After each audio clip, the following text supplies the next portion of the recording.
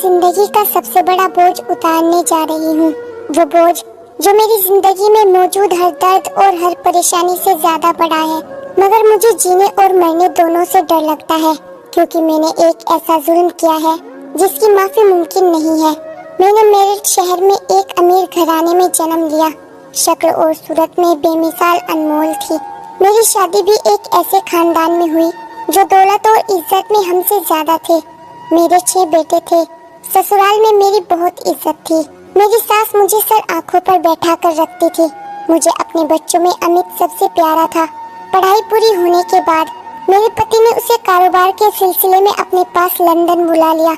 मैं अमित की जुदाई से बहुत दुखी थी, मगर ये मेरे बेटे के भविष्य का सवाल था।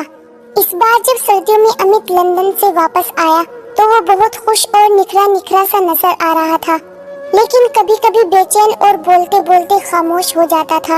अजीब बात ये थी कि इस बार पिता के बार बार कहने पर भी वे लंदन वापस जाने के मूड में नहीं लग रहा था।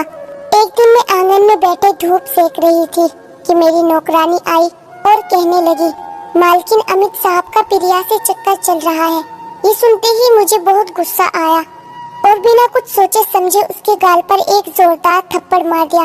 बेगैरत, तूने और बकवास की तो तेरी जबान काट लूंगी। मैं उसे गालियां बक रही थी और वे खामोशी से सर झुकाए खड़ी थी।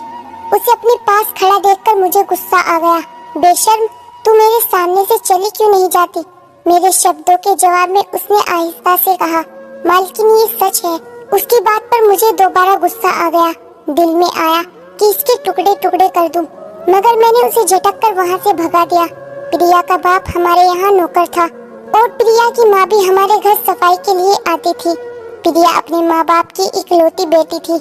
प्रिया बहुत खूबसूरत थी। प्रिया की ये बदकिस्मती थी कि वे एक नौकर की गरीब बेटी थी। मुझे अपने बेटे की अकल पर हैरत हो रही थी, जो एक नौकरानी की शादीशुदा बेटी का दीवाना हो गया था। प्रिया के माँ बाप ने उसकी आग लगाने वाली खूबसूरती के डर से किसी बीमार बूढ़े से उसकी शादी कर दी। एक दिन दोपहर को मेरा प्यारा बेटा प्रिया का हाथ पकड़े मेरे सामने आ खड़ा हुआ और कहने लगा, माँ मैं इसके बगैर नहीं रह सकता। मुझे बस प्रिया से ही शादी करनी है। मैंने इसके उस बूढ़े पति से बात कर ली है। बच्चा होने के बाद वो इसे तलाक दे देगा, फिर मैं इससे शादी कर लूँगा। आप इसको अपने साथ रखें और किसी को इसकी खबर न हो। मैं शादी के बाद इसे अपने साथ लंदन ले जाऊंगा। मैंने प्रिया की तरफ देखा। वो बिल्कुल खामोश खड़ी थी।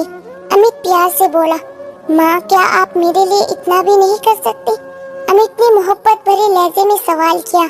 उसको मेरी हालत का बिल्कुल भी अंदाजा नहीं था। मैंने खुद को संभालते हुए कहा, क्यों नहीं, तुम्हारे लिए तो मैं अपनी जान भी दे सकती हूँ। तुम फिक्र मत करो। अमित मेरी बात सुनकर खिल उठा था। उसने प्यार से मेरे हाथ चूमे और प्रिया से कहा कि अब तुम माँ के साथ रहना। ये तुम्हारा ऐसे ख्याल रखेगी जैसे जैसे मेरा रखती है। ये कहकर वे कमरे से बाहर चला गया। उसके जाने के बाद मैंने प्रिया के बालों को पकड़कर झटका और कहा, तुझे थोड़ी भी शर्म नहीं आई? बेगैरत, तू कैसी औरत है? वो तकलीफ के कारण कर्राने लगी और रोते हुए बोली, मालकिन ये सब आपके बेटे का ही कसूर है। मैंने तो कभी अपने पति के अलावा किसी मर्द के बारे में सोचा तक नहीं। अमित साहब मेरे पति से जबरदस्ती तलाक दिलवा रहे हैं। मैंने आपके बेटे को बताया भी था कि मैं माँ बनने वाली हूँ, मगर उन पर किसी बात का कोई असर नहीं हुआ। भला मैं क्या कर सकती थी?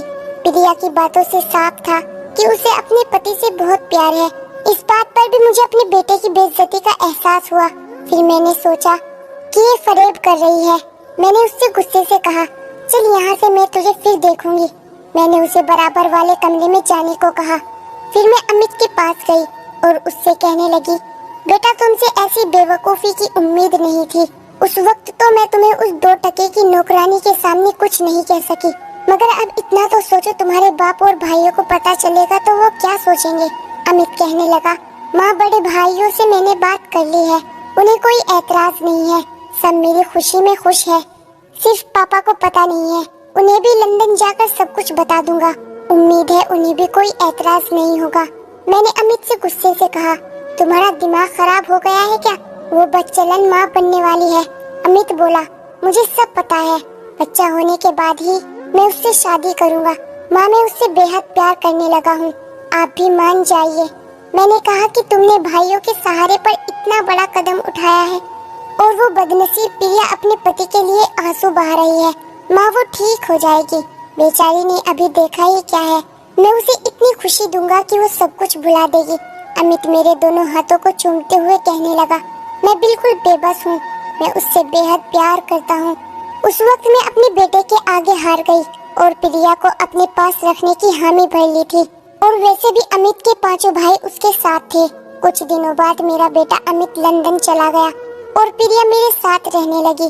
मैंने महसूस किया कि मेरे बाकी बेटे प्रिया का ऐसे ख्याल रखते थे जैसे वो वाकई उनकी भाभी हो। मेरी बड़ी बहू भी उसका बहुत ख्याल रखती थी, मगर मैं हर वक्त जलती रहती थी। प्रिया को तकलीफ देने और उसकी बेइज्जती करने का कोई मौका अपने हाथ से नहीं जाने देती थी। एक रात मेरी बहू ने मेरे कमरे में आकर बताया कि प्रिया की तबीयत बहुत खराब है। मैंने नफरत से कहा, जहर दे दो उसे। वो बोली, माँ जी, आप उससे इस कदर नफरत क्यों करती है? इस मामले में उस बेचारी का कोई कसूर नहीं है। वो बेचारी इन हालात में फंस गई है। वैसे भी अमित हम सबको प्यारा है, इसलिए हम प्रिया का ख्याल रखते हैं। बेहतर होगा आप भी अमित की खातिर उसे अपनी बहू मान ले। ये कहकर मेरी बड़ी बहू चली गई और मैं सोचने लगी कि मैं किसी कीमत पे उसे अपनी बहू स्वीकार नहीं करूंगी। मैं प्रिया को रोजाना अपने कमरे में बुलाती और उसे खूब बातें सुनाती। वे रोती हुई चुप करके सुन लेती। मैं उसे घर से निकाल भी नहीं सकती थी क्योंकि सबकी नजर उस पर थी। मुझे उससे इतनी नफरत हो गई थी कि मैं उसे जान से मार देना चाहती थी। अब ये प्रिया की बदकिस्मती थी कि जब उसे 8वां महीना लगा तो मेरे पिता की मृत्यु हो गई। मुझे फौरन गांव जाना पड़ा। बाकी सब लोग तो वापस आ गए, मगर मैं गांव में ही रह गई। प्रिया भी मेरे साथ थी। एक दिन अचानक ही उसकी तबीयत खराब हुई। वो काफी तकलीफ में थी। उस वक्त मैंने उसे नौकरानी की मदद से ऐसी दवा पिला दी जिससे वो 2 दिन तक सोती रही। फिर मैंने उसी दिन दोपहर को सारे गांव में ये झूठी खबर फैला दी कि प्रिया बच्चे की तकलीफ बर्दाश्त न कर सकी और मर गई। प्रिया के माँ बाप को बुलवाया, वो भी रोते हुए आ गए और फिर प्रिया को इसी तरह जिंदा दफन कर दिया। जब अमित को अपने भाइयों के जरिए प्रिया की मौत के बारे में पता चला तो वो फौरन लंदन से वापस आ गया। इसके बाद अक्सर वो पागलों की तरह रोता रहता था। मेरी बहू मुझे शक की निगाह से घूरती रहती थी। कुछ दिन बाद अमित वापस चला गया और फिर वापस नहीं आया। तब मुझे पता चला कि मेरी नौकरानी के जरिए न सिर्फ अमित को सब हकीकत मालूम हो गई है, बल्कि मेरे घर के सभी सदस्यों को मेरे पापों का पता चल गया था। मगर प्रिया के घर वालों को किसी ने कुछ नहीं बताया कि उनकी बेटी के साथ क्या हुआ था। आज मेरा चांद सा प्यारा बेटा अमित नफरत की वजह से मुझसे मिलना तो दूर, मेरी शक्ल भी देखना पसंद नहीं करता। मेरे बाकी बेटे भी मुझसे नफरत करते हैं। मेरा बड़ा बेटा और बहू मेरे साथ कैरों जैसा सलूक करते हैं।